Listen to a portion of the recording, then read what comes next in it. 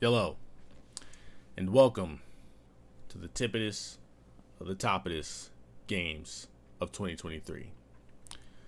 Who am I? I'm just a guy. Just a guy that plays video games and has a little bit of time to put his 2 cents on the internet with the rest of these goons.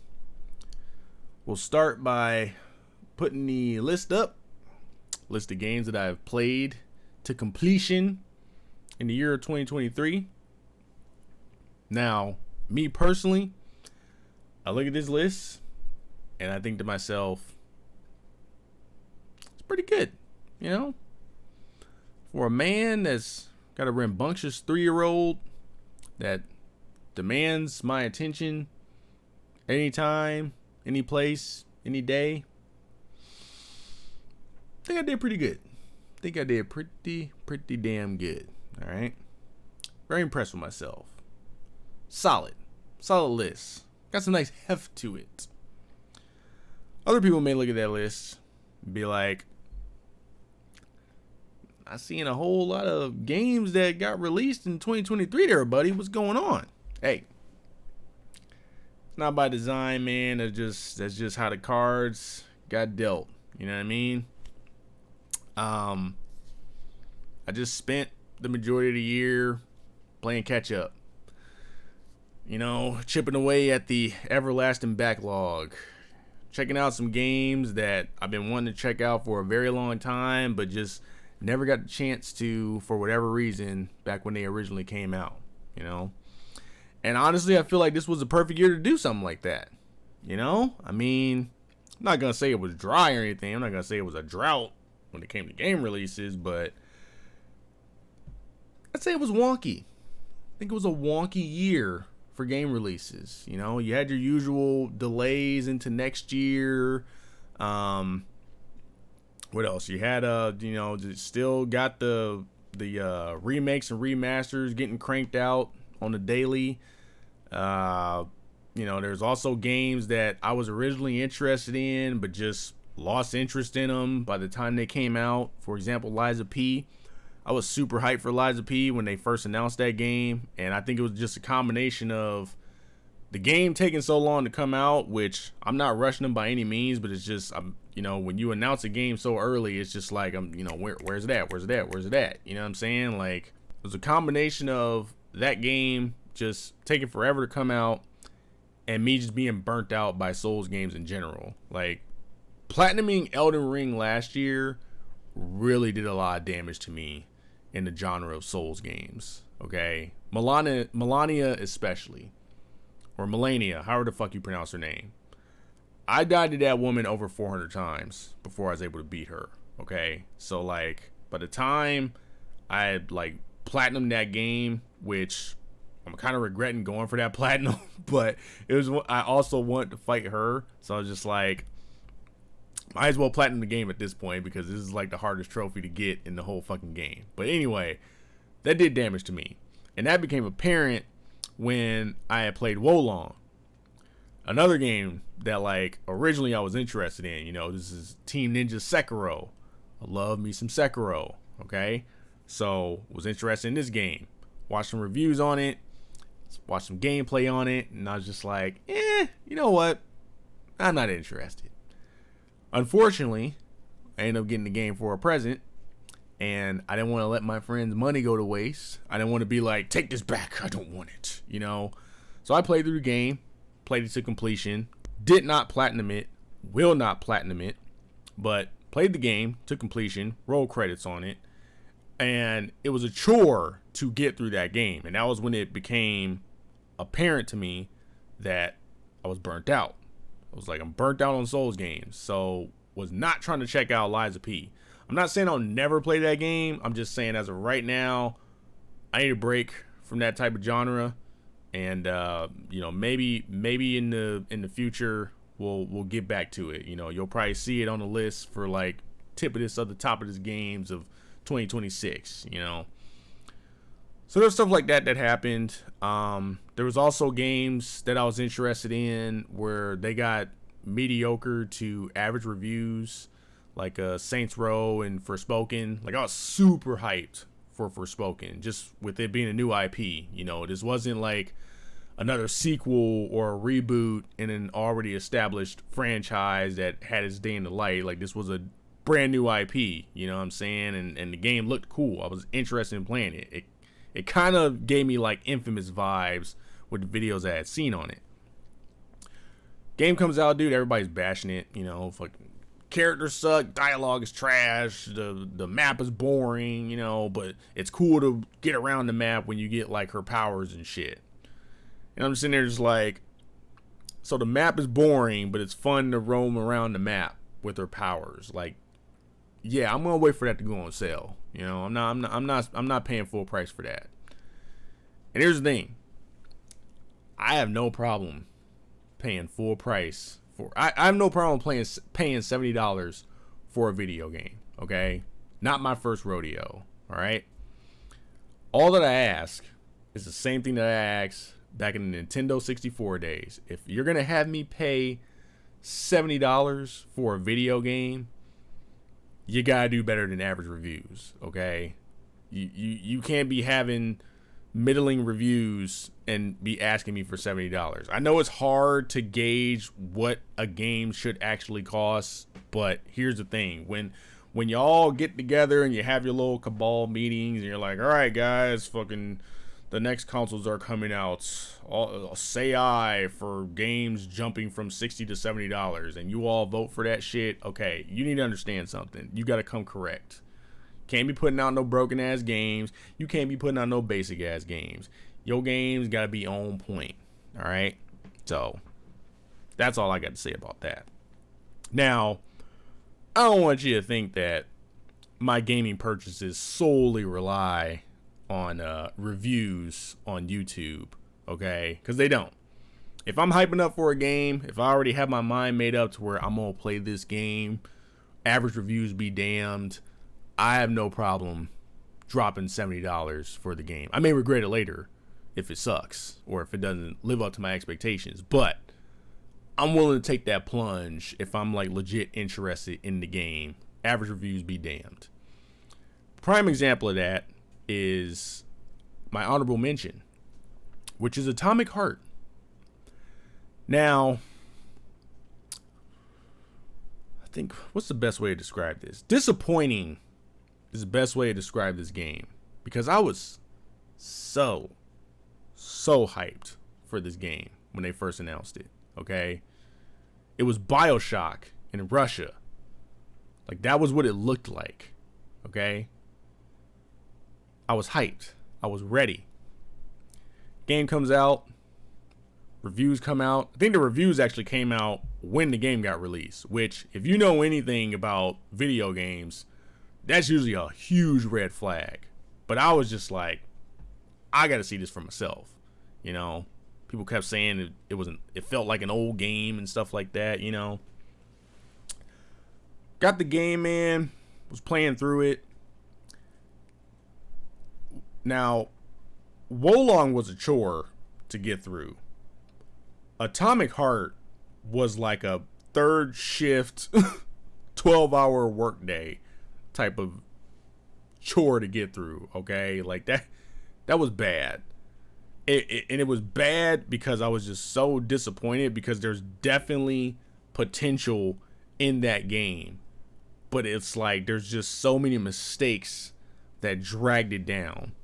One of them was, you got this really cool setting where it's this technologically advanced Russia, got robots walking around everywhere, talking to you, doing tasks for you and stuff like that, serving you drinks, got drones in the sky, flying cars, flying cities. Look nice, you know. In the beginning of the game, when you're taking a tour around the city and shit like that, I was just, the whole time I was like, man, I can't wait to tear all this shit up as I tear the system down. You know what I'm saying? Dude, the majority of that game, I felt like I spent a lot of time in like underground facilities, going down the same types of corridors. You know, you had a couple little set pieces here and there throughout the game in those facilities. Like, I remember this one like theater area where they had like the robot ballerinas and shit like that posted up, talking to you and everything. That was cool. But like, the whole time I'm running around the underground facilities, dude, it's like, I'm just like, dude, I really wish I could be above ground, you know, and see all this nice scenery that y'all done built, you know, see this world that y'all envisioned, you know what I mean? Quickly regretted that when they have the areas where it's like the open hub areas where they encourage, I'm assuming they encourage you to explore, because I spent most of the time in a game with shitty ass weapons because I couldn't properly upgrade them, because I feel like the upgrades were in the open hub areas and it was hard to explore those areas because there's cameras everywhere. There's robots everywhere.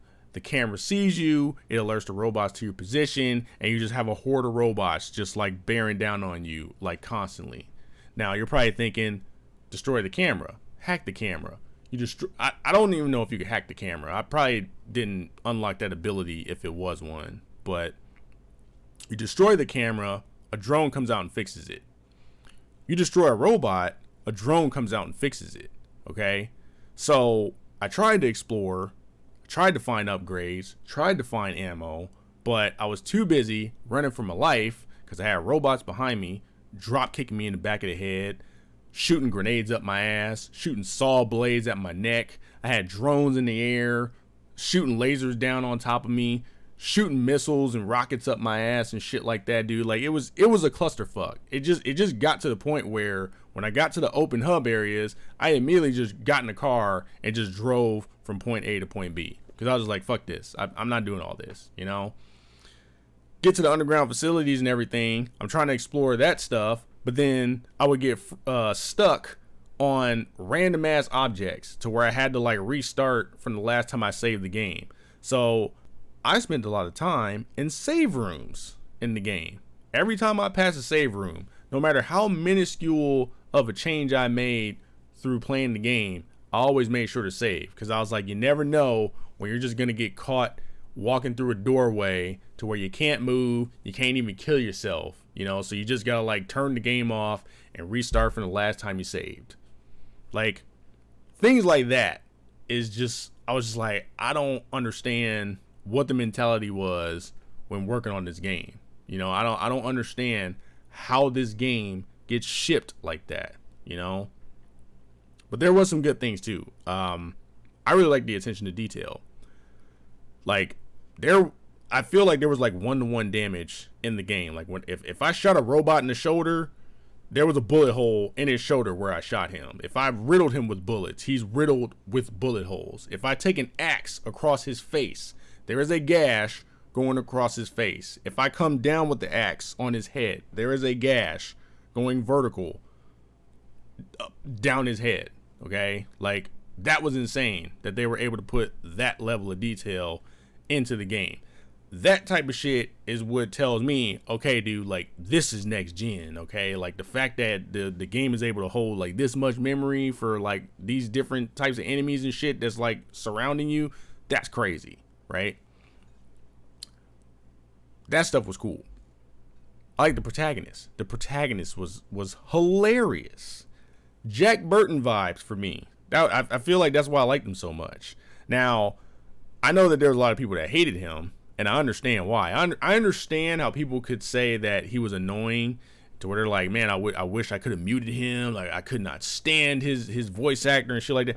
I thought his voice actor did a bang up job. Okay, I've even incorporated his catchphrase, "crispy critters," into my vocabulary. That's how like impressed I was with the protagonist. And I just want to add this too.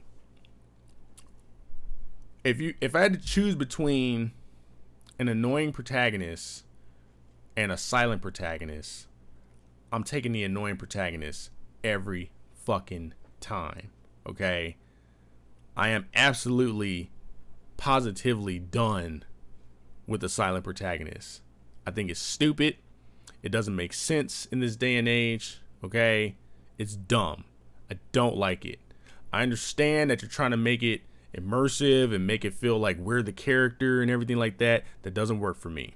Okay, ironically, I feel more like a character in a game when it's in a third person perspective than in a first person perspective, because in first person it's just hands floating around, you know, and the same old like gun animation of shooting and reloading and everything like that, and little like melees and shit that you do. Like that's not immersive for me. Okay, that's just standard.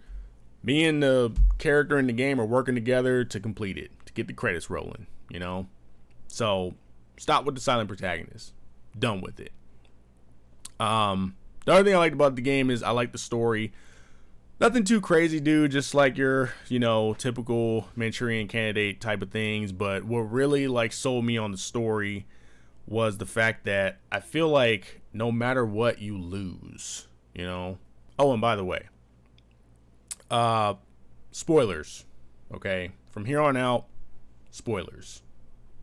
Okay, if you see me talking about a game, I'm gonna put a picture on the screen. I'll put a picture of the game. I might even have gameplay playing in the background.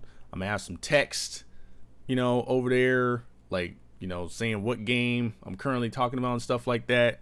If you see a game that you have an inkling of interest of playing, whether now or in the future, either turn this video off or direct yourself to the descriptions below and check the time codes, because I will be putting time codes in there, or timestamps. I will be putting timestamps for the video. Skip past it, because like we spoiling shit around here. Okay, I told you I ain't got a whole lot of time, so I can't be being vague around here. Okay, I like that in the story. I feel like you lose no matter what option you pick. It's one of those games where if you pick a certain option, like before the end of the game would just end right there. But if you make it like to the game and get the credits rolling and everything like that, when I was sitting there like watching the credits and everything, I was just like, did I lose? You know? And I wasn't gonna play through the game again to see what the other ending was, so I just went straight to the internet, looked it up, and I was just like, damn, like you just lose no matter what, right? At least that's the way that I interpret it. You know, it's like the glove was kind of like, you know, plotting against you and shit, was keeping information from you, making you do shit you didn't want to do. But then your employer, your boss that you've been like running missions for the entire game was kind of sort of fucking you over too. So it's like, I don't know, like at the end of it, I was just like, I feel like I lose no matter what. So I just thought that was a ballsy move for them to do that. You know, it wasn't like your typical Hollywood ending where everybody walks off into the fucking sunset holding hands and making out and shit. You know, fucking characters was getting murked that, you know, you've been not pining after, but, you know, that just been following you throughout the game. Like they end up getting murked and shit. So like, it just always crazy that they went through those links. So that was a nice form of storytelling. And honestly, that's why I'm hoping that this game doesn't tank their studio, and I hope that they're able to make another one. If not a sequel, then a brand new game, because I want to see what else they can do and if they can work out the kinks, you know. So anyway, just gonna do it for the honorable mentions, you know, just had the old one. And it's time to get into the nitty-gritty, people. It is time to get into the Tippitest of the Toppitist games of 2023. Getting things started with number 5, we got One Piece Odyssey. I'm a very big One Piece fan. I have been asking for this type of game with One Piece for quite some time now, and since it has been manifested into reality, I figured it was only right that I get this game as a day one purchase. Because normally, when it comes to fusing video games and anime together, they usually fall into one of two genres. They're either a 3D arena fighter, or they're a reskin Dynasty Warriors clone. So for someone to actually have the balls to finally make a One Piece game that is in the genre of a Japanese RPG with turn-based battles, I mean, this is, because I feel like this is just a match made in heaven for this franchise or property in general. So shout out to ILCA for actually bringing this game into reality. You know, I tip my hat to you. And I hope the game got like a positive response and performed well enough to where they can get another crack at another One Piece game, because even though this is a solid outing for their first try at this, I still believe that there is a lot of room left for improvements and refinements to be done with this game. For example, the story, which I've also noticed with anime type games, like their stories usually are just recaps of what happened in the show that the game is based off of. And I'm sure that's just like some marketing kind of thing that the studios do or whatever. But I feel like One Piece is one of those rare properties where they can kind of branch off on their own and tell original stories. And I say that because they already do like one-off movies that are not canon with the main show that is currently airing. You know, it's like I don't know what Oda's whole like game plan is as far as like if he has a Bible and he has like the stories separated where it's like like these stories and these characters are for the show, and then this story and these characters are for the one-off movies and shit that we do. Like, I would love for someone to just like go and talk to him and be like, yo, is it possible you could like give us like the book on the movie like kind of story so that we can make an original game based off of that and go from there? Because that was like one of the letdowns for me with this game, was that the story relied heavily on recapping key events from the show. And the odd thing about that is, before the game came out, they kept hyping it up where they were like, this is going to be a really big game because the creator himself has like written up an original story just for this game, and he's made characters just for this game, never before seen. So like I was hyped for it. So then while I'm playing through it and realizing that the majority of the game is recapping key events from the show, where it's like it's just padding out the original story that was written, you know. And I actually like the story that was there, where you have the Straw Hats crashing onto this mysterious island where it's got these storms all over the place. There's two people there. One of them steals your powers and scatters them across the island. The other one is like determined to help you get your powers back, as well as find a way to get off the island. I like that story, and I wish they would have went further with it and relied more on that going forward. But then it's like it just takes a back seat a lot of the times to having to relive key events from the show.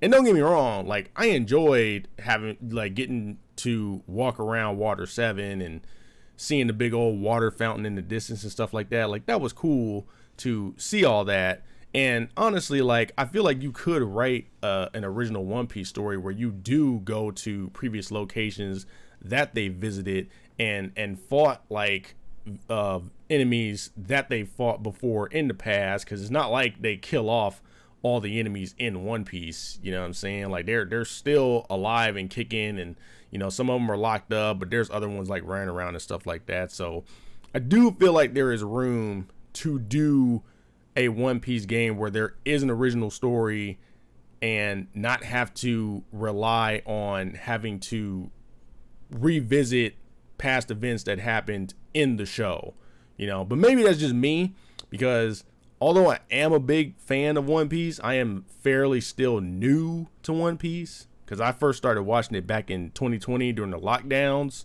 when coughing was considered a criminal offense.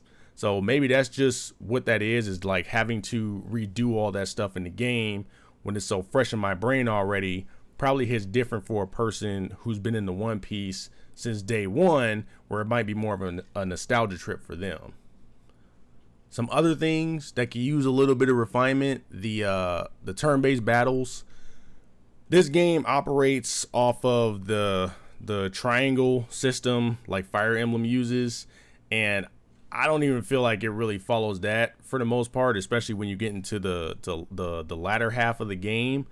There are status ailments, like you're able to like burn, shock, and freeze people, but a lot of that stuff is usually just relegated to making sure that this person doesn't attack for a few turns, or making sure that this person takes a little bit extra damage in between turns as well. You know, where maybe I'm just spoiled on playing like Persona games and Final Fantasy games, where it's like I just feel like there's a little bit more that they could do as far as like having weaknesses for enemies and being able to more strategically use characters against certain enemies and stuff like that, rather than just, I'm just going to keep on using Brook or having Brook in my party because he always has a high chance of just freezing everybody, to where I can get a little extra time to like heal up people, buff them, and do extra damage and stuff like that. And it's like, that's fine. It's good to strategize like that, but it's just, after a while playing through a 30 plus hour RPG, like that could get old. So I would just like to have a little bit more options as far as like how to deal damage and kind of exploit some weaknesses of characters going forward. The last thing that needs to be added, and I know I'm gonna catch some flack for this if some anime elitist finds it, but there is absolutely no reason for this game not to have an English dub. You know, now I've played a couple of One Piece games, and they are always there's no English dub, which pisses me off every single time. But I feel like, especially with this live action show that just came out, I feel like that, along with One Piece being one of the big 3 animes out, I don't understand why y'all are doing these video games and not having an English dub, because I feel like that kind of played into my disappointment with having to redo past events from the show in the game. Like, for example, during the Marineford war or battle, that doesn't hit as hard for me when I don't hear like the English voice actors doing their thing. Like, I'm sorry, man, but I'm American. You know, I can speak a little bit of Russian, I can speak a little bit of Spanish, but for the most part, I speak English, okay? And I understand English. So I am used to the English voice actors when it comes to One Piece. Actually, when it comes to most anime, I'm used to the English voice actors. Sometimes they're bad, sometimes they're good. I think One Piece is one of the good ones. So the fact that there was no English voice acting in this game really rubbed me the wrong way as well. Like, because there's also a lot of like banter between the characters as you're running around exploring and fighting in battles and stuff like that, and it just does not hit the same reading it as it would hearing the English actors actually saying the lines, you know. And I would even be fine, like, if you couldn't get the legit actors from the show, I would even be satisfied if you got sound-alikes to do it. So just throwing that out there. But overall, I like the game. I enjoy my time with it. It is a nice foundation to set up future One Piece games to be great games going forward. Number 4 is Spider-Man 2. And before I get into it, I would like to address a big fat spoiler warning going forward. So if you have not finished this game, or if you have plans to play it in the near future, I suggest you turn this video off and come back later to hear what I got to say if you're interested, or go in the description, use the time codes, and skip to the next part and come back to this segment later, because we are getting into major spoiler territory going forward, because I will mainly be talking about the story portion of this game, because honestly, I don't want to say it was like a flaw, but I think Insomniac failed to not make this game just seem like a complete reskin of the first game. So don't get me wrong, I consider myself one of the biggest Spider-Man fans in the world, okay? So it felt good to be back in New York City, swinging around, jumping into a warehouse in the middle of like 20 dudes and systematically dismantling everyone, kicking them into forklifts, crippling them for life, having them drinking out of straws. Like, all that shit felt good to do that again for the 3rd time. Okay? Get where I'm going here? And this ain't my first rodeo with a video game trilogy. I understand that I don't expect like a huge amount of changes, you know, with the games as you're doing the trilogy. I mean, especially on the same console, you know what I'm saying? But I'm very well aware of the problem with Spider-Man, where he is based in New York. Okay, it would be very hard to do a Spider-Man game in Little Rock, Arkansas. Like, I get it. You gotta have Spider-Man swinging around Manhattan, fighting crime, and all that jazz.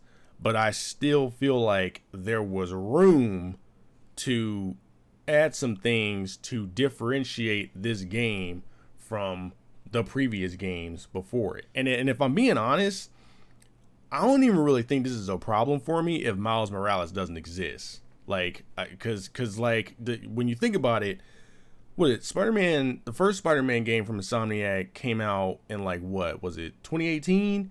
And then 2 years after that, Miles Morales comes out.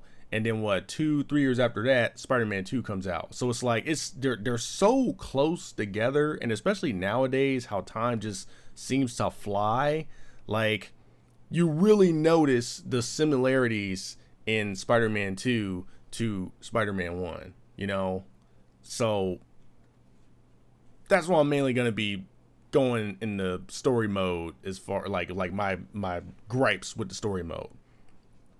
And like, I like the Kraven portion of it. Like, don't get me wrong, I thought that was cool. I thought it was cool. I was actually impressed that they were able to balance the storyline with Kraven and Miles's conflicts and the symbiote and Mary Jane and stuff. Like, I was actually shocked that they were able to tell a well balanced story, juggling all those different portions of it, right? But I was just so distracted from the symbiote portion because they retold the story of Venom, but instead of Eddie Brock, they used Harry. And that really just threw me off the entire time.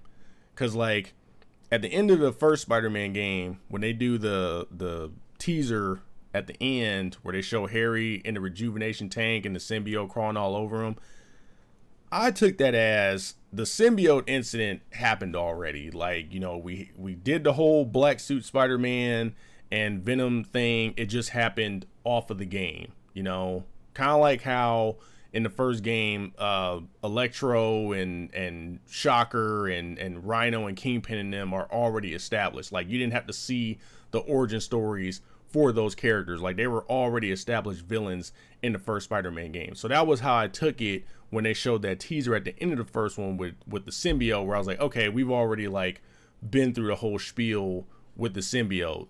In Spider-Man 2, I'm assuming this is going to be a new take on the symbiote, where it's like now it's on Harry. I honestly thought it was going to eventually get to Kraven, and that Kraven was going to become Venom, right?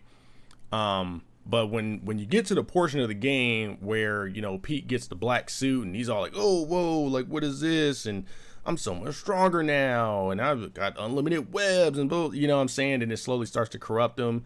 When they started doing that, I was just like, oh shit, they're just doing the Venom story again. But then I'm like, where the fuck is Eddie Brock? You know? So when the symbiote gets off of Pete and goes to Harry and he transforms into Venom, I was literally just sitting there just like, dude, what the fuck? Like, what? Like, I'm not feeling this. I don't know why this was like chosen. Like, I really wish they did not go this route. Like, and there was room to put Brock in there because, you know, you have MJ who's dealing with her bullshit at the Bugle, where she's like, oh, you know, I got to make a cool story to get Jonah impressed so I can keep my job. It's like, you easily could have put Brock in there to like do that whole competition thing with her, but also like hating, if not Pete, then hating like Spider-Man for always like helping out MJ, like keep her job at the Daily Bugle. Like, I don't know, man. I like I said, the Kraven part was cool. I like that part. That was done. That was well done. I was even shocked when they fucking killed him, when they like when straight up bit that man's head off. I was like, damn.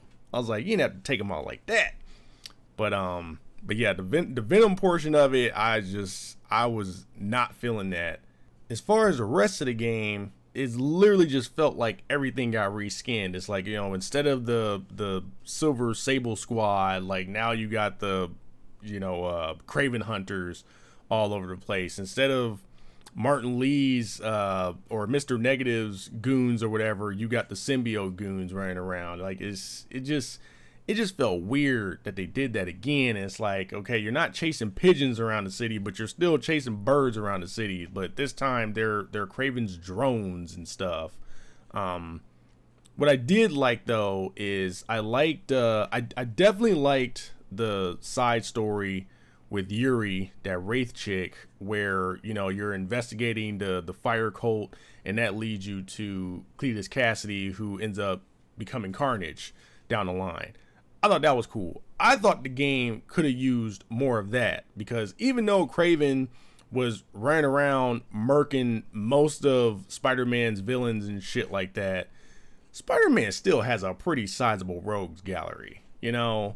So it's like, I feel like you could have incorporated more of them into the story. Like, even if it was just like, yo, like Morbius is over here and, you know, Kraven's people are making a beeline to his location. Like, you need to get there and protect his ass right now and do like that whole situation. I just felt like there should have been more implementations of Pete's rogues gallery and even like his allies. I mean, like, dude, like you got Doctor Strange's building, you got Avengers Tower there, you even got Daredevil's law office there, you know, like, and I think the Baxter building's even there.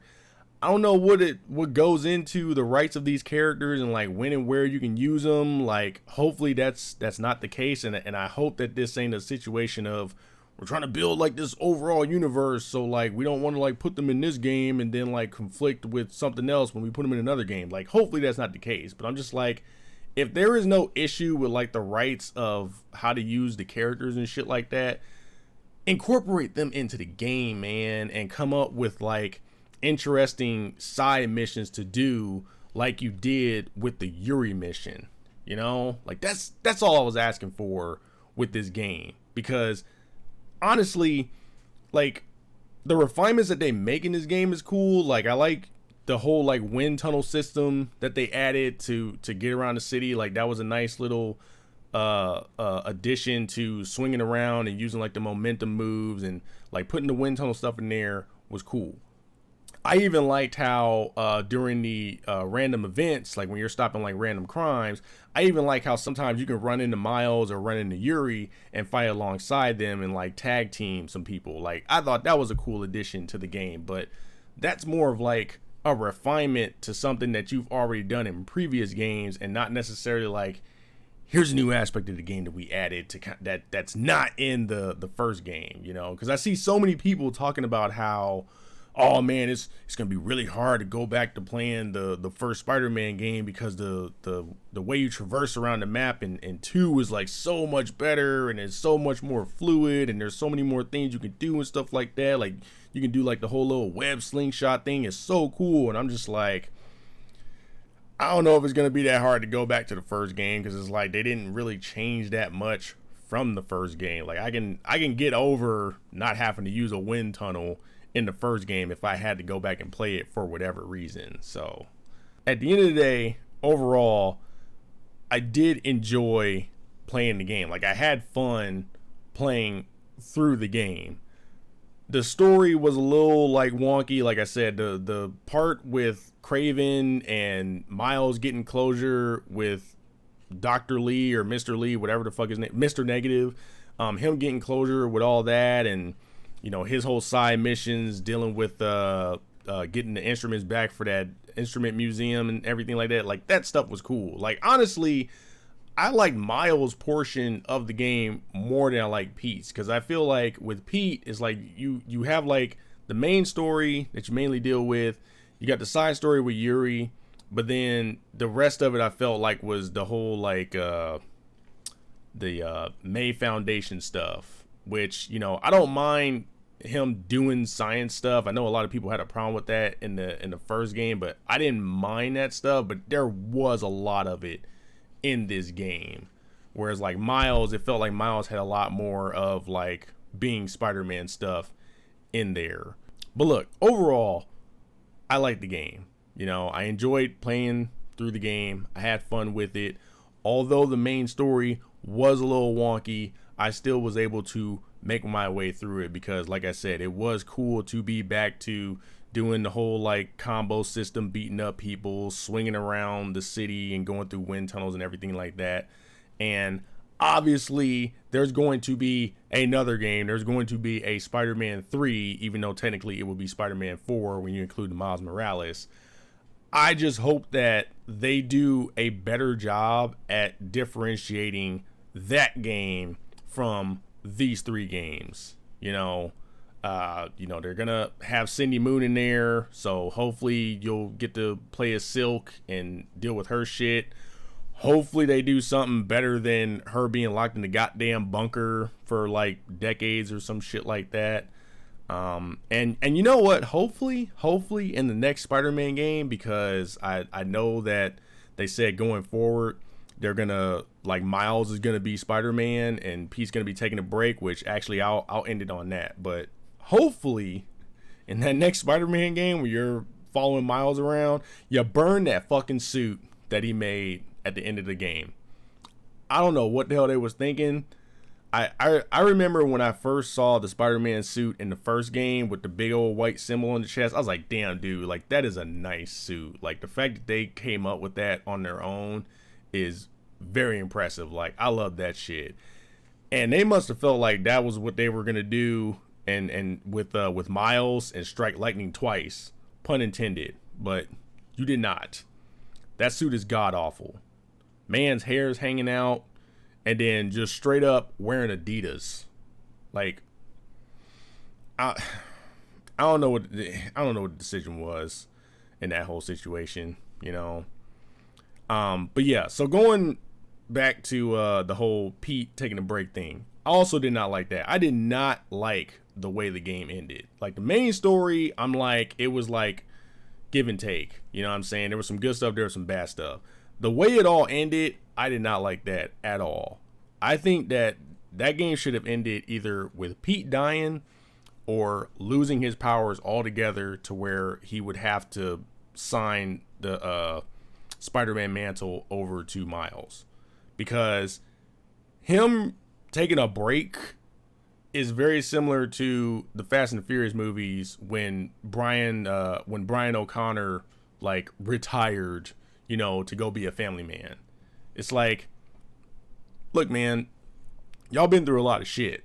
You really expect me to believe that you're gonna be sitting at home with your kids looking at Dom race fucking ball bombs around Venice? Like seriously? No. And that's how I feel with this ending in Spider-Man 2, where it's like, you really expect me to believe that Pete's gonna be sitting in his garage working on a science experiment and seeing Miles on the news fight Hydro Man in the middle of Manhattan, flooding the city up, you know, and Miles is swinging around saving people on top of like fighting him off, like, and he's just gonna be like, oh yeah, Miles has it, it's all good. Like, no. So did not care for that at all, but still enjoyed the game for what it was. But once again, kind of like how it was with the first game, I liked the game, I just didn't like it as much as everybody else did. But as number 4, I mean, shit, it made the list. What more you want from me? Damn, I ain't allowed to have a little gripe here and there. Number 3 is Disney Speedstorm. And if I had a category for games I would have gladly paid full price, this game would have been that. It would have took that category hands down, because my biggest gripe with this game, and probably my only gripe with it, is that it is a free-to-play / pay-to-win kart racing game. Other than that, everything else in this game is fantastic. I absolutely love it. I even think that there's things in here that would give Mario Kart a run for its money. Like, Mario Kart is still the king of kart games, but this game is definitely the best kart game I've played since Mario Kart 8 Deluxe. I love the art design. of it, like the design of the characters, the design of the carts. In fact, I don't even know if you can really call them cars. They're like pretty much just race cars at this point. Like, even because I like the sound design on them to where instead of just rolling around the track sounding like lawnmowers, like they actually like have some heft to the sound with the engines and everything like that. So I actually like that. I even like the accessories that go on the cars.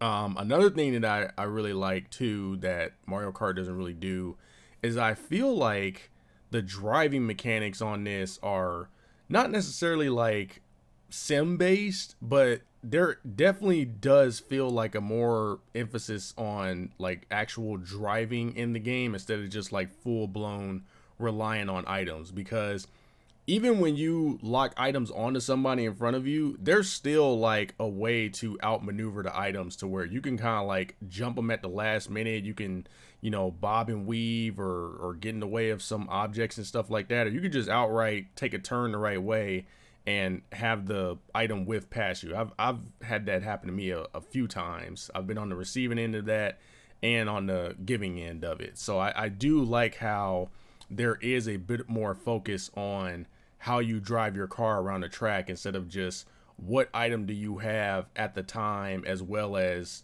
doing your best not to fly off the track or run into a wall like you do in Mario Kart. The other thing that I love about the game, and I probably love this even more than I love the actual racing aspect of the game, is the soundtrack. The soundtrack is fucking phenomenal. Okay, I am not exaggerating on this. They took classic Disney songs and did remixes on them. There's some where it's like just straight up techno. They got like a EDM version and like little instrumentals and synth versions of it and stuff like that. They just have all these different versions of the music, and it's just something about when you're in the middle of a race and you're ripping and roaring around the track and you're shooting items at people and you're dodging items and jumping over obstacles and stuff like that.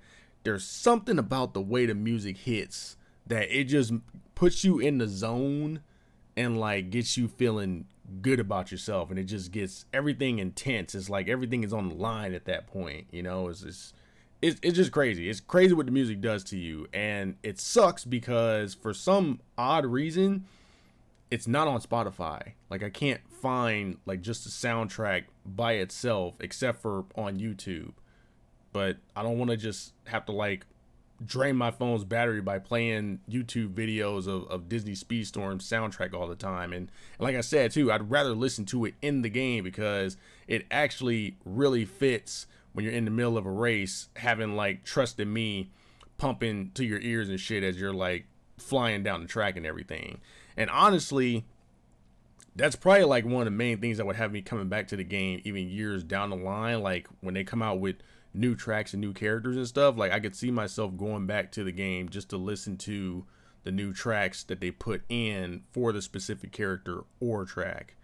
Now, I know I could just like go on YouTube and type in whatever new track or character or just like new Speedstorm music, but like it's just not the same. And it pisses me off because it always just comes back to the fact that why did the game have to be free to play? Like I know why it's free to play, because it's Disney. You're gonna get plenty of kids that are gonna be yelling at their parents, be like, why haven't you unlocked Elsa for me? Like just give me your credit card so I can get her. Like, you know, like I know that's why they did it, but still it sucks. And it's and it being free to play is a big deal to me. It's not like I don't play free to play games, obviously. It's just that it breaks the balance of the game. Like anytime you have a game that's free or that's free to play and it's centered around competition and shit like that, and you can like directly have your money influence your character in the game to give you an advantage over another character instead of just investing time, it breaks the game.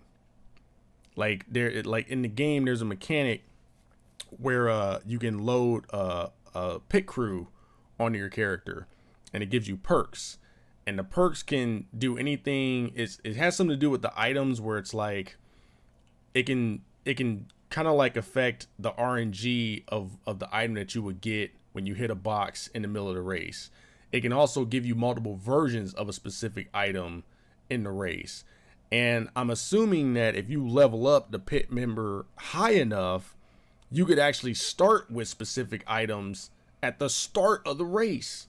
Because there's been times where I've done races where you wait for the countdown, you wait for them to say go, and as soon as they say go, there's just like a big ass explosion at the start of the race, or people just like shoot off using the boost, and I'm just like, how the fuck did they do that?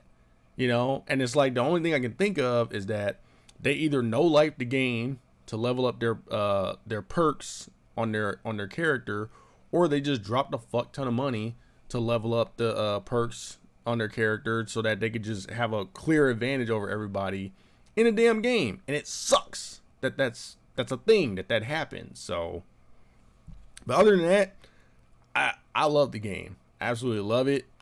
I don't play it as much as I did when it first went live for everybody, but I do like check in like damn near every other day to just do my dailies and grind out some items to build my character up and build up my perks and everything like that, because I absolutely refuse to give this game any money. I refuse. Now, if I'm still playing it a year from now, I might toss him a couple dollars here and there, but for the most part, like, I'm gonna do this like I do most free to play games. I'm gonna just see how long I can play it without having to spend any money on it, you know, because I am not a fan of the free to play model, you know. But this is one of those rare exceptions where they've made a really good game, runs well. Like I said, it could give Mario Kart a run for its money, but at the end of the day, Mario Kart is still the king of kart games. But I would say that this game definitely comes close to threatening the crown of Mario Kart. So Nintendo need to watch your back from here on out. Number 2 is Street Fighter 6. Street Fighter 6 is the best fighting game on the market since Super Street Fighter 4. I like the new art style, that whole, what is it, like greasy, realistic-ish sort of look. Like the incorporation of graffiti to signify that they are taking it back to the streets. And I like most of the new roster, which is saying a lot, because normally with Street Fighter games, when they introduce a roster of new characters, there's usually like one character that I'll gravitate to and make that my main and try and learn that character inside and out to make a run on online ranked matches. But this is like the first time, probably the first time ever in my Street Fighter playing history that I like the majority of the new characters that they put in the game. I think the only one I don't really care for is JP. I don't like the way he feels. But what really makes me put the game on such a high pedestal is the implementation of the drive system. I feel like that system was made just for me, because with that system, even I, a scrubby Street Fighter player, could give a high level player a run for his money if like I'm patient enough and like plan out my attacks and stuff. And I love it. I know it's frowned upon. I know that you're considered like a fucking piece of shit if you use the drive impact. That whole, like, I get it. I too have fell victim to the drive impact when I'm like jumping in, when I'm in the middle of a fucking combo or something, when I'm in the middle of a comeback, and they fucking hit it, and I'm just, my dumb ass hit the fucking fierce button instead of jab to where I can't block it in time. It's happened to me plenty of times. I completely get it. But overall, I think this is a great system. I'm even shocked at this realization because when they first introduced it, when they first like explained how it works and stuff before the game came out, I was sitting there just like, I don't think I'm gonna learn that. Like that's just too much shit to juggle in the middle of a match. It's like I already have enough shit going through my head, in the middle of a match in Street Fighter to where now you want me to juggle this fucking drive system to where it's like, you know, I gotta figure out when I'm gonna parry, or if I'm gonna be more offensive, or if I'm gonna like throw out a bunch of EX moves and shit like that. You know what I mean? But once I like got the controller in my hands and started playing and fucking around with it, like it made sense. And that might be thanks to the World Tour mode, which is the main reason why I wanted to get the game, besides it being a Street Fighter game. But that was what I was like super excited for when the game came out, was I wanted to play that World Tour mode. Because when they first showed that off, I was like, damn, they done pulled a 2K and made a My Career mode in the single player portion of a Street Fighter game. That's actually a really good idea. You know, you create your shitty NPC character and you take them through a quest of trying to find the meaning of strength.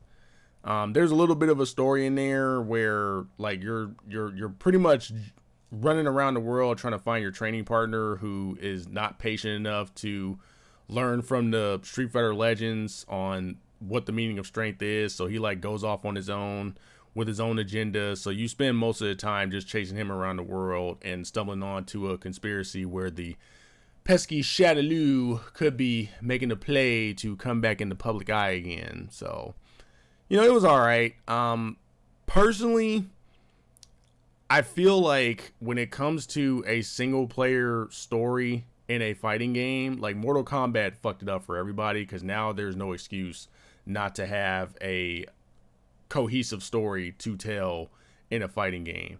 And honestly, I would feel a lot better if Street Fighter just did what they did with 5, where they just put like a convoluted cinematic story together that you go through, and you know, you play as the different characters in the game and fighting other characters along the way and seeing the end of it and blah blah blah blah. Like, I would prefer that than the creative character thing, because creating a character sucks, dude. Like, at the end of the day, you are creating an NPC character and dressing them up, and you're standing them next to fully fleshed out Street Fighter characters, and it's always gonna look awkward no matter what. So I'm over the created character. There's very few games that get the whole created character right, and off the top of my head, Mass Effect is probably the only one that comes to my brain when I think of like games that did creative characters right. And I think that's mainly just because they focused on, you know, just making the head and the height. They supply all the clothes for you, so like you still kind of sort of look like you belong in the game, or your character feels like he belongs in the game. But in reality, the World Tour mode ended up just being a 30+ hour tutorial. And thanks to that, I feel like that's what really helped me become a decent Street Fighter player. Most of the game is you start out just fighting random people on the street. Eventually you get invited to tournaments and fighting those. And when you fight in the tournaments, the people you fight against usually do very specific things. So like, you'll fight somebody who just chucks fireballs at you all the time. So the game is like teaching you how to combat a player when they're zoning you out. Then there's players where they'll do like drive cancels or drive counters. So like, they teach you what that is and how to counter that when you're fighting somebody in a match. And then a lot of side missions just teach you the fundamentals of the game. Like, you'll see some random dude in the alley and he'll be like, "Hey kid, do you know how to do a drive parry?" And you're just like, "No." And they're like, "Follow me and I'll teach you." So they send you through a little mission where you do drive parries 3 times, and voila, now you know how to parry attacks. So that's like the majority of World Tour. They teach you how to do inputs to where it's like, you don't do it too fast, you don't do it too slow, you just do like a nice smooth continuous motion, and whatever button they want you to press to pull the move off, bing bang boom. Like, I liked it. And like I said, it's all thanks to the World Tour mode that I feel like I am a competent Street Fighter player in Street Fighter 6. The one problem with the World Tour mode, and this is spread across the entire game of Street Fighter 6, is the fact that in World Tour mode, they force you to use modern controls. And I fucking hate modern controls. That is where I stand It is not changing. People call me a scrub for using the drive impact and shit in the game. I think if you use modern controls, you don't need to be playing Street Fighter. Okay, I will go ahead and stand in front of the gate and say that shit. Here is how I am validated with modern controls being a terrible addition to Street Fighter. They don't even let you filter it out in online mode. Like, you let me filter out someone with a bad internet connection or someone who's using Wi-Fi to play online, but you won't let me filter out someone using modern controls. Like, what the fuck? Like, if they allowed me to do that, it wouldn't be a problem. But the fact that you keep me from doing that, I'ma just keep on screaming from the rooftops that modern controls do not belong in a Street Fighter game. After all these years, after so many Street Fighter games, now all of a sudden you want to like just flat out cater to the masses and be like, let's do what all the other fighting games are doing. Let's do like a more like simplified control scheme for people who want to play Street Fighter but always thought it was too complicated. Like that's dumb, dude. That's like making Albert Wesker black in the Resident Evil show after countless Resident Evil games and CG movies and live action movies and probably even fucking comic books where Albert Wesker has always been sunglass wearing slick back white dude. But then you do the Resident Evil show and now all of a sudden you want to make him black. Be like, oh, the color of his skin doesn't matter. It kind of does, you know, after numerous Resident Evil games with him in there and it's always a white dude. So that's how I feel about modern controls. But I digress. And now the time has finally come to leave the rest and get to the best. The cream of the crop. The tip of the top. The Tippitest of the Toppitist game of 2023. Master Detective Archives Rain Code. Now, I'm going to put a spoiler warning here because I want to protect this game. I will keep it vague as I can without sounding too dull, but if you have a Nintendo Switch and you like detective style games like Phoenix Wright or Danganronpa, go get Rain Code and play it. Because if you like those types of games, I don't understand how you cannot like Rain Code, okay? And for this discussion, I'm just going to do a direct comparison to Spider-Man 2. So just to be on the safe side, I'm issuing another spoiler warning for Spider-Man 2. And you know what? Go ahead and throw in Spider-Man and Miles Morales Spider-Man just in case. Like, I'm going to talk about Rain Code, but I'm mainly going to just, like, speak about why it is the Tippitest of the Toppitest. You know, because here's the thing. When it comes to me trying to figure out what is the game of the year, I always, like, use the method of what comes closest to being a complete package. And to me, a complete package is you gotta have a good story, you have to have good gameplay, you gotta have good performance. Like, you can't be having the game crashing and shit. Good graphics, or at least a unique art style, just some type of screen dressing to draw you in. Music, sound design, character engagement, like, you name it, complete package. Okay, and to me, Rain Code comes closest to checking all those boxes. And the only other game that I've played this year that comes close to that is Spider-Man 2. But as I've said before, I wasn't really feeling the overall story of Spider-Man 2. Like, the Kraven stuff was good, but I wasn't feeling the symbiote stuff. And that was like the main focus of the game, you know? So if I'm not feeling the story that much, you know, what do you expect, right? Whereas you got Rain Code's story, which is, no matter how bizarre and off the rails that story got. Like it kept me engaged. It kept me wanting to find out what was gonna happen next. Like it was like when you go from being a band of detectives going against a corrupted police force and a mega corporation to taking on a rebel faction to even taking on fucking zombies. Like the way that they're able to bring everything together and in that game to where there's no plot holes, like to where all my questions got answered. At that point, I'm just like that. Like it was, that story was outrageous, but it was a controlled chaos at the end of it. And in fact, like the only problem that I have with the story is I felt like it just got wrapped up just a little bit too neatly, you know, with all the shit that went down in that game. It was a bit too happy of an ending for me.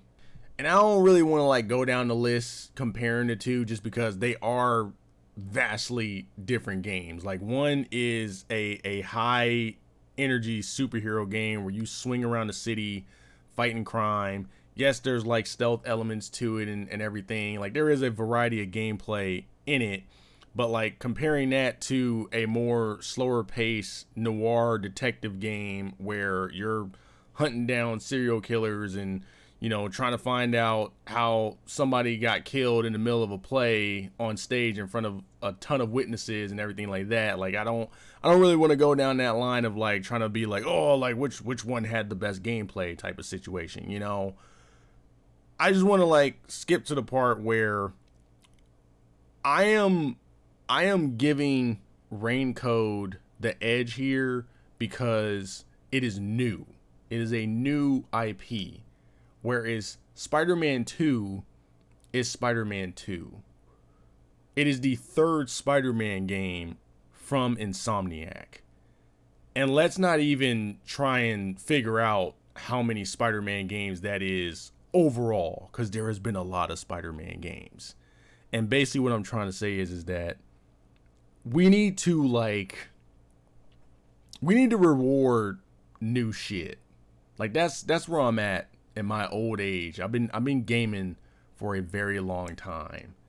And I'm in the mindset now where it's like I can enjoy a game like Spider-Man 2, but we need to give props to when a developer does something new. And not just that they do something new, but that they do something new and it's actually good and like really good.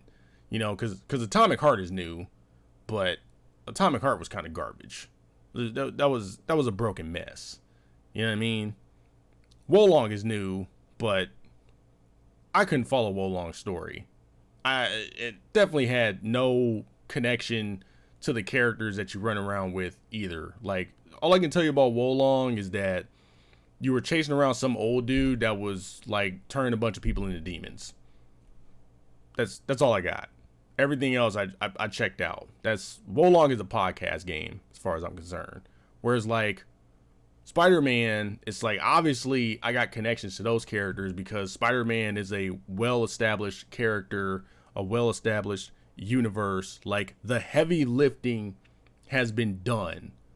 Okay? Like and I'm not trying to like throw shade at Insomniac or anything. I'm just saying that I don't think you had to do as much work in the creative department than the people at Tokyo Games and Square or Chunsoft have had to do with making Raincode, to where you are making original characters, you are making an original story, you are building an original city that is a character within itself as you explore the different districts and solving crimes and side missions and stuff like that. Like in Spider-Man, I'm doing like the main story missions just to see where they're going with the story. The side mission shit, I'm just like, I'll just save that for after I beat the game, because I just want to see like how they're gonna like conclude this whole thing. I'll save the side missions for later when I go for a platinum run. Whereas like in Raincode, it's like I'm sitting up here trying to decide. I'm like, dude, I really want to know what's gonna happen next in this story, but at the same time, I want to do the side mission and help this chick out that's getting stalked by somebody, you know, because I really want to see who the fucking stalker is. You know what I mean? I want to reward that type of stuff. I want to reward the fact that you have a character named Dasahiku Thunderbolt, and when you put his life in jeopardy, I'm like, you have a ridiculous name, but I can't let anything happen to you. You're a great character, even though you are the typical or the token anime pervert that like harasses women and openly flirts with them constantly and shit like that. And still a great character, probably the best character in the game as far as I'm concerned. Like, we gotta reward that type of stuff, man. Especially nowadays more than ever, because video games have like expanded out into the masses.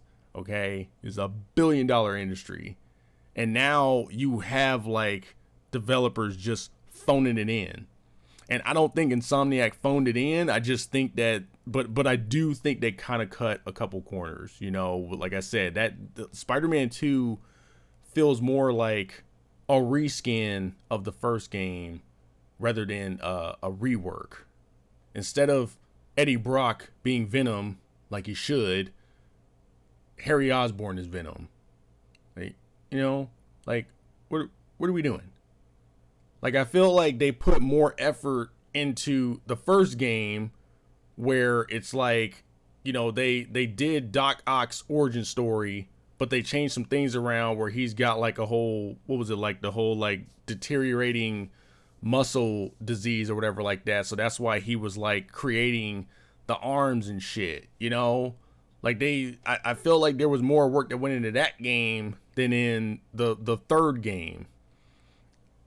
So I say all that to say, let's open our brains a little bit. Like, if you're new to gaming, I get it. The shiny superhero game where you swing around the beautiful looking city and, you know, you use your wingsuit and wind tunnels to zoom around everywhere. Like, I get it. It's awesome. And this is coming from one of the world's biggest Spider-Man fans. But after a while, like in my position where I have played so many Spider-Man games, like, when somebody does something new and it's good, we gotta recognize that shit, okay? We have to. And if you're sitting here asking, you know, you're comparing the Tippitest game to the fourth Toppitist game, like why didn't you make Spider-Man number 2 on the list? It's simple, really. Like I said, it's Spider-Man 2. It's the third Spider-Man game from Insomniac. Disney Speedstorm is a new game. It's plain and simple. Okay? I mean, like, Disney ain't new. Like, the heavy lifting is done with, like, the characters that you want to put in the game. But, like, you still got to come up with the whole, like, race suit design and their cars and the tracks and the music and all that stuff. So, like, I feel like a lot of work went into that game. Now, Street Fighter 6 is Street Fighter 6, and I mean, like, in the overall scheme of things, it's probably like Street Fighter 300 at this point, but they added in that drive system that, like, completely changes Street Fighter. So when I hear somebody saying, oh man, it's going to be hard to go back to Spider-Man 1, you know, after swinging around and wingsuiting and gliding all over New York, and Spider-Man 2 was going to be hard to go back to Spider-Man 1, and I'm just like, maybe, but not really. Now, if you want to talk about what's going to be hard to go back to, let's try going back to Street Fighter 5 after playing Street Fighter 6. I will go from a decent Street Fighter player to just a straight up fucking, I'll just be free.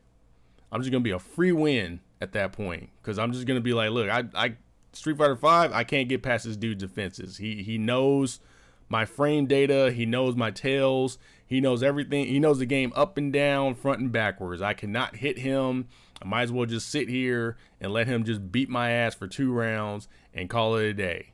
Like, that's something you can't go back to after playing Street Fighter 6. Like, that would take actual work to go back and play Street Fighter games that came out before Street Fighter 6. So that's it.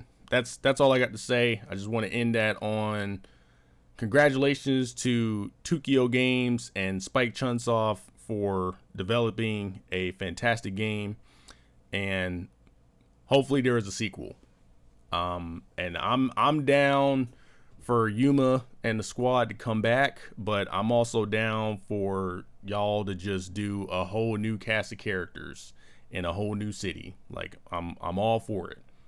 You know, whatever you guys choose. It's just hopefully the game does well enough to where you can do a sequel. And that's it. My God, that's it. That was a lot longer than I expected, but I had fun. This is something I've been wanting to do for a minute. You know, just wanted to put something out there for all the gamer parents, you know, who have very limited time to play games. They can't be like these content creators where they're just like flying through games at the speed of light and shit. You know, you gotta go back to your old school days when your parents couldn't afford 3 different consoles and they couldn't afford like more than one game. So when you got that one game, you played that one game until you couldn't play it no more. So, yep. So, if you stumbled upon this video, I appreciate you. You know, hopefully you enjoyed yourself. Hopefully you learned something. Hopefully you saw something in here where you're like, I'm going to go check that out. I never even thought to play that, but this man has sold me on it. You know, like, good luck, you know. As for me, after I'm done editing all this shit together, I'm gonna play some fucking video games because I haven't played video games in a minute. What are the plans for 2024? The same plan every year for video games, Pinky. Try and beat more games than you did the previous year. So that's the plan. As far as like games I'm looking forward to, I was looking forward to this game called Zoneless Zen Zero, whatever, something. It's some like action RPG that's set in like a dystopian urban setting, which sounds really, really cool. But then I found out recently that it's a free-to-play game, so I'm assuming it's gonna be something along the lines of like Honkai Star Rail or Genshin Impact or whatever like that. So like that's kind of got me in a sour mood because I like the way the game looks. I mean, I'll still play it, I'll still check it out most likely, but it's like it kind of like dampens my spirits that it's a free-to-play game. And then I'm hoping Hellblade 2 actually comes out in 2024. Cause like been waiting for a long ass time for that game to come out, and I don't know what the hell is going on over there at that studio, but hopefully everything's good. But I'm looking forward to that. Other than that, dude, I have no fucking idea what's coming out in 2024. I haven't seen a whole lot of announcements. So don't be surprised if I do this next year and my list is once again filled with a bunch of old ass games, because that is one of my goals going into 2024 is to not only attack my backlog, but I also want to like get some games that I missed that came out in 2023. So like, for example, I want to play Alan Wake 2, and I definitely want to check out Forspoken. That game has had a revisionist history where a lot of people are coming out of woodwork saying like, yo, y'all slept. Y'all slept on Forspoken, dog. Like, y'all got it wrong. You know what I mean? And I don't know if that's because they waited for it to go on sale or not, but like there is just an abnormal amount of people that are coming out of woodwork saying that Forspoken is that game. So I definitely want to get around to playing that. But other than that, like I said, I'm gonna get back to games. I'm currently playing Persona 5 Tactica and Control DLC, so I can get ready for Alan Wake 2. But other than that, that's it, man. I'm out this bitch. If you wanna help your boy out, you know what I'm saying, y'all can go to my Etsy. I'll put the deets up on the video and have it in the descriptions. But you know what I'm saying, your boy can make some shirts. You know what I'm saying. So if you got some good ideas, I could probably make it happen. You know, but go go and support your boy over on Etsy if you wanna give me a little something, you know what I'm saying. Until then, I'm out this bitch. I'll see y'all next year.